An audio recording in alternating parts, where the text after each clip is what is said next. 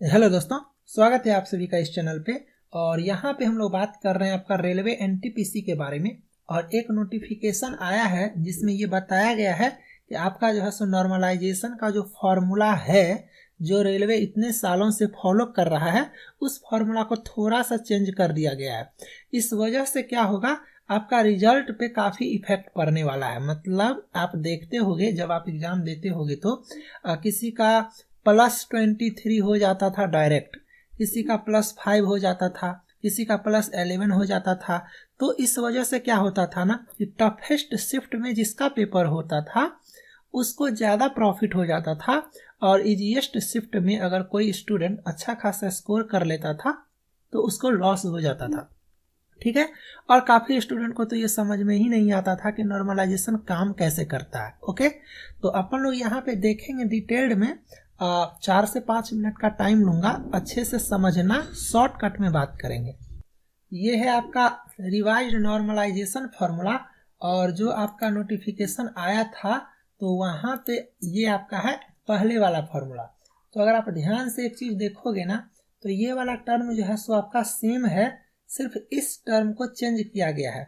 यहाँ पे MQG है और यहाँ पे देखो तो यहाँ पे आपका MQGM है। बस इतना सा का फर्क है। उसमें क्या है आपका MQG और इसमें क्या है आपका MQGM।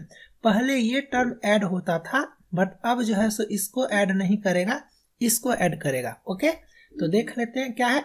और एक इम्पॉर्टेंट पॉइंट आप लोग जान जाओ, काफ़ी हद तक चांस है कि आपका 28 दिसंबर से एग्ज़ाम स्टार्ट हो जाएगा और मार्च लास्ट तक जो है सो आपका एनटीपीसी का एग्ज़ाम चलने वाला है। ये भी क्लियर बता दिया गया है। और जब ये ख़त्म होगा उसके बाद आपका ग्रुप डी का स्टार्ट होगा। तो ये आप सभी को अभी तक पता चल चुका होगा कि ग्रुप डी का एग्ज़ाम कब होगा, जब एनटीपीसी CBT 1 का एग्ज़ाम ख़त्म हो जाएगा तब, उससे पहले कोई चांस ही नहीं है। ओके, और मैं एनटीपीसी का प्रिपरेशन जो काफ़ी अच्छे से ऐप पे करवा रहा हूँ। तो देखो, एनटीपीसी आपका ग्रेजुएशन लेवल का जॉब है, ये आप सभी को पता है। और ग्रुप डी आपका 10th लेवल का जॉब है। तो अगर आप सभी एनटीपीसी के लिए अच्छे से सीरियसली पढ़ाई कर रहे होगे तो ग्रुप डी आपका 100% निकलेगा। और अगर आप भूले भटके इस चैनल पे आ चुके हो तो चैनल को आप लोग सब्सक्राइब करके बेल आइकन का बटन प्रेस कर लेना रेगुलर अपडेट के लिए, क्योंकि मार्च तक आपका एनटीपीसी से रिलेटेड इन्फॉर्मेशन और उसके बाद आपका ग्रुप डी, ये चैनल स्पेशली रेलवे पे ही डिजाइंड है। और सबसे अच्छी बात क्या है इस चैनल का कि ये आपको सिर्फ इंफॉर्मेशन नहीं देता है, इंफॉर्मेशन देगा प्लस मोटिवेशनल लेक्चर आपको मिलता रहेगा। पढ़ाने के बीच में ही मैं कुछ कुछ ऐसा बात बोलूँगा जो आपके माइंड पे अटैक करेगा कि कैसे हार्डवर्क करते हैं इन स्मार्ट मैनर में, और कैसे सिलेक्शन लेना है, किस चीज़ पे फोकस करना है, एग्जाम ओरिएंटेड पढ़ाई कैसे करते हैं। और सबसे बढ़िया बात कि यहाँ पे प्रिपरेशन भी करवाया जाता है। ठीक है, तो आप सभी लोग डिस्क्रिप्शन में सबसे ऊपर ऐप का लिंक है, उसको डाउनलोड करो और वहाँ पे अच्छे से पढ़ाई करो, chapter wise, subject wise, detailed में। ठीक है, चलो और बाकी एक्सप्लेनेशन किसी नेक्स्ट लेक्चर में। तो यहाँ पे ये आपको जो समझ में आया ना, ये MQG जो था ना, यहाँ पे देखो ये एक पार्टिकुलर शिफ्ट, अलग अलग शिफ्ट में एग्जाम होता है, तो कोई एक पार्टिकुलर शिफ्ट का जो आपका मीन होता है और स्टैंडर्ड डेविएशन होता है उसका सम करके यहाँ पे ऐड करते थे।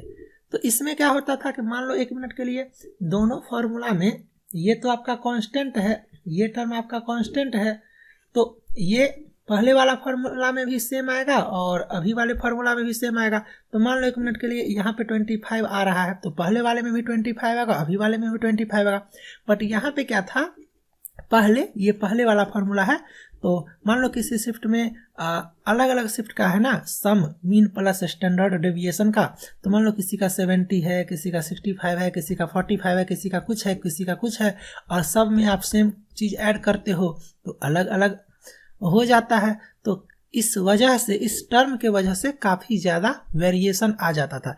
बट अब क्या कर दिया गया है ना, अब साफ साफ लिख दिया गया है कि हम लोग क्या करेंगे, ईच एंड एवरी शिफ्ट का कंसीडर नहीं करके टोटल, जैसे ये एक शिफ्ट का है, ये दूसरे शिफ्ट का, ये तीसरे शिफ्ट का, ये चौथे शिफ्ट का है, तो इसमें से जो मैक्सिमम होगा उसका कंसीडर करके यहाँ पे कर देंगे।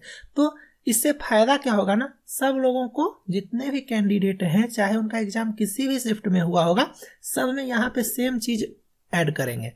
तो फर्क कहाँ पे पड़ेगा, फर्क सिर्फ पड़ेगा यहाँ पे, मतलब यहाँ पे जिसका जैसा आएगा उसका वैसा रिजल्ट आएगा।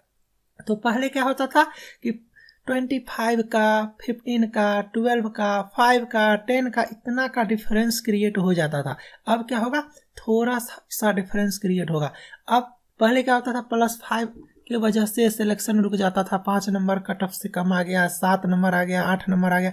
अब क्या होगा ना, 0.01 के बीच में भी, इतना डिफरेंस पे भी 1000 स्टूडेंट आ जाएंगे।